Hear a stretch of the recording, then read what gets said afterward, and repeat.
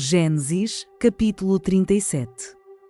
Jacó passou a morar na terra de Canaã, onde seu pai tinha vivido como estrangeiro. Este é o relato de Jacó e sua família. Quando José tinha 17 anos, cuidava dos rebanhos de seu pai. Trabalhava com seus meios-irmãos, os filhos de Bila e Zilpa, mulheres de seu pai, e contava para seu pai algumas das coisas erradas que seus irmãos faziam. Jacó amava José mais que a qualquer outro de seus filhos, pois José havia nascido quando Jacó era idoso. Por isso, certo dia Jacó encomendou um presente especial para José, uma linda túnica. Os irmãos de José, por sua vez, o odiavam, pois o pai deles o amava mais que a todos os outros filhos. Não eram capazes de lhe dizer uma única palavra amigável. Certa noite, José teve um sonho. Quando o contou a seus irmãos, eles o odiaram ainda mais. "Ouçam este sonho que tive", disse ele. "Estávamos no campo, amarrando feixes de trigo. De repente, meu feixe se levantou e ficou em pé, e seus feixes se juntaram ao redor do meu e se curvaram diante dele. Seus irmãos responderam: Você imagina que será nosso rei? Pensa mesmo que nos governará?" E o odiaram ainda mais por causa de seus sonhos e da maneira como os contava. Pouco tempo depois, José teve outro sonho. Mais uma vez, contou a seus irmãos. "Ouçam, tive outro sonho", disse ele. "O sol, a lua e 11 estrelas se curvavam diante de mim." Dessa vez, contou o sonho não apenas aos irmãos, mas também ao pai, que o repreendeu, dizendo: "Que sonho é esse? Por acaso eu, sua mãe e seus irmãos viremos e nos curvaremos até o chão diante de você?" Os irmãos de José ficaram com inveja dele, mas seu pai se perguntou qual seria o significado dos sonhos. Pouco depois, os irmãos de José levaram os rebanhos de seu pai para pastar junto de Siquém. Então Jacó disse a José: "Seus irmãos estão cuidando das ovelhas em Siquém. Apronte-se, e eu o enviarei até eles." "Estou pronto para ir", respondeu José.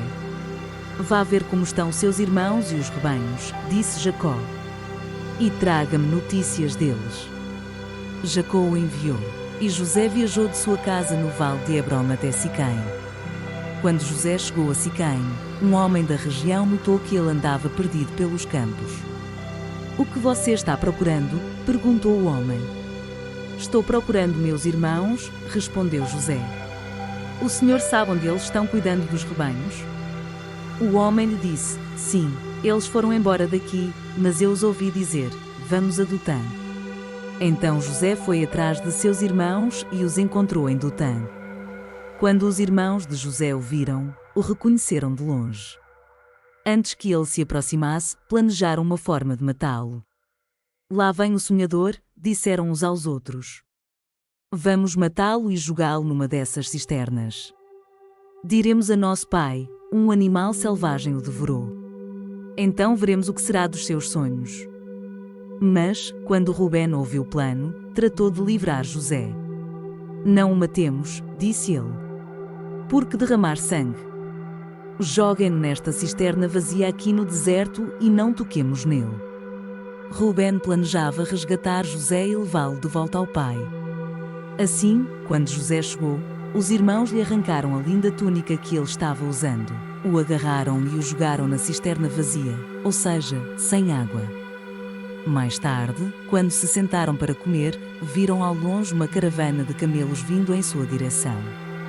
Era um grupo de negociantes ismaelitas que transportavam especiarias, bálsamo e mirra de Gileade para o Egito. Judá disse a seus irmãos: "O que ganharemos se matarmos nosso irmão e encobrirmos o crime? Em vez de matá-lo, vamos vendê-lo aos negociantes ismaelitas. Afinal, ele é nosso irmão, sangue do nosso sangue." Seus irmãos concordaram.